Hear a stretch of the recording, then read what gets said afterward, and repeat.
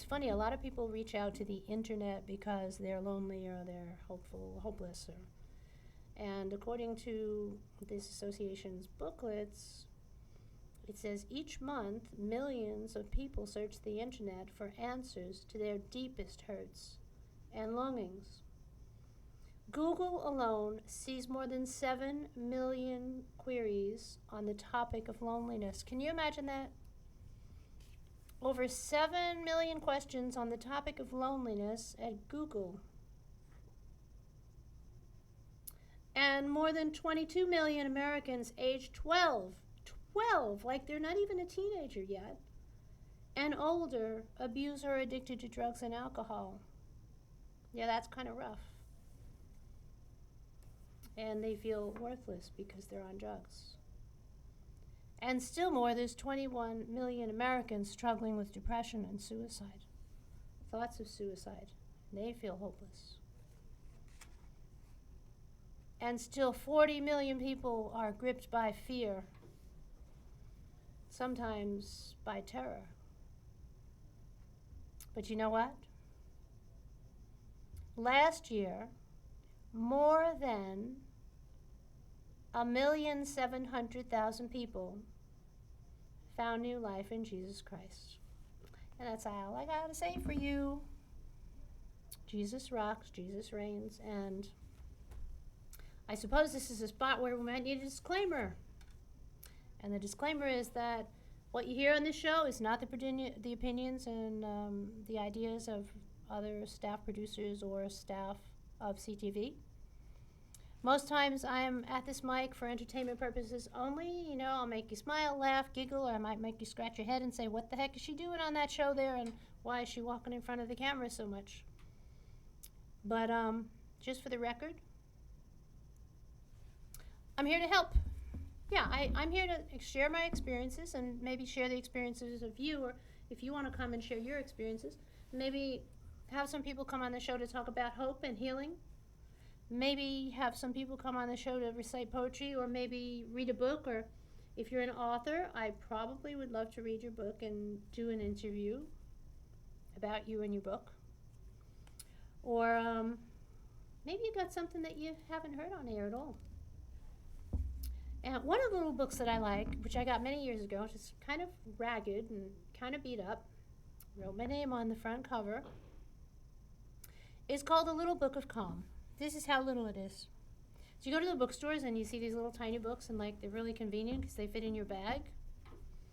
And this one just attracted my attention because it had a little book of calm and it had a little cloud. And it said Secrets for Calm by the best-selling author of Instant Calm. Paul Wilson is the author of the book. But what I did was, even though it was a tiny book, it was too big for me to carry around because maybe I carry too much. You know, everybody's got a lot of baggage. So I cut the book up into a few of the pages that I really liked, and I keep those pages with me.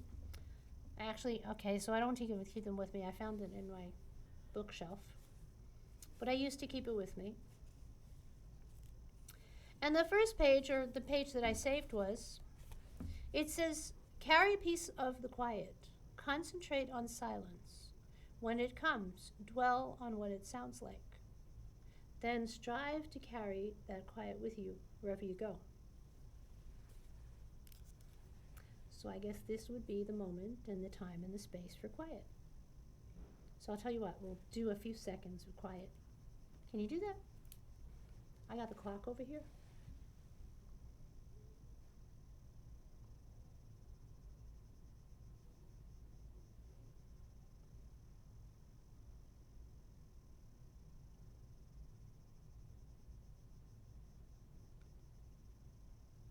You better take advantage of this. It's not very often that I offer you quiet. Okay, so that was a few seconds. One of the other things that I liked about this book was this, here's a saying, this is really good. This is good for the workaholics, or the people who just can't ever seem to stop. Waste some time. You heard it, waste some time. Hardworking people never waste time on frivolous, fun-filled activities. Yeah.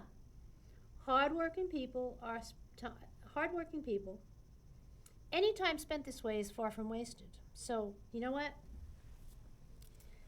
Take your calendar book out today and look over the week and pick a day and write on that little box on the calendar, I'm going to waste time today. Yeah, write it in big capital letters. Waste some time. And then when that time comes around and that day comes around, go do something that you don't have to do, that you don't have an appointment for, that you're not obligated to do.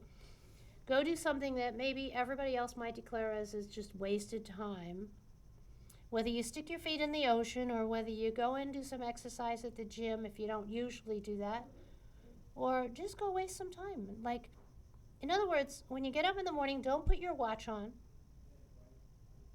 Don't set any alarms. Turn off the telephone.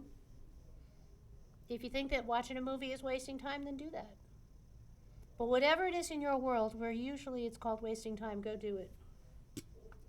Waste some time. You might come out of that feeling refreshed.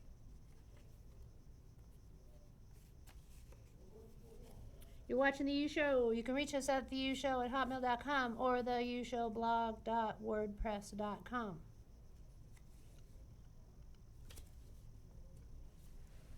Another thing in this little book of calm says, invest in a fruit bowl.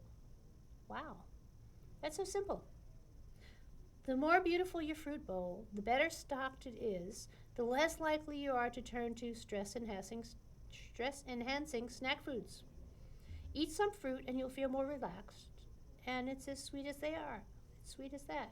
You know what? I wonder if we should get a fruit bowl for the U Show, and maybe put it like right here on the table, and put some good fruit in it. And who knows, maybe we'll have the producers who are going to help out maybe take a piece of fruit on their way out.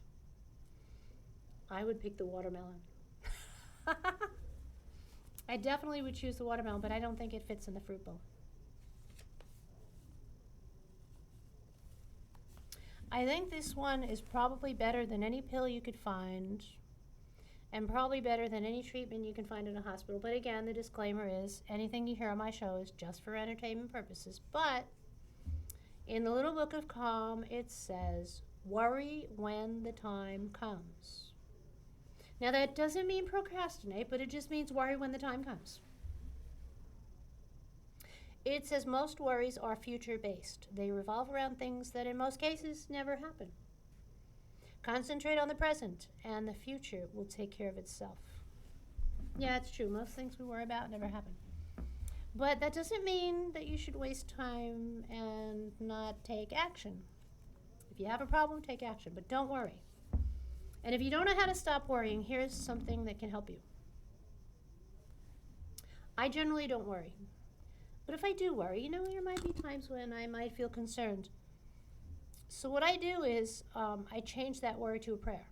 If I feel like I'm worrying at all, say like I'm worried that like maybe, I don't know, maybe that I'm swimming in the ocean and then I might drown. I'm worried about it. Instead of worrying about it, I take an action and say a prayer. Yeah, like take swimming lessons and pray. Doesn't have to be an official prayer. It could be like, hey God, keep me safe in this ocean. So I've been wasting time reading about quiet. Now we're going to get on to the more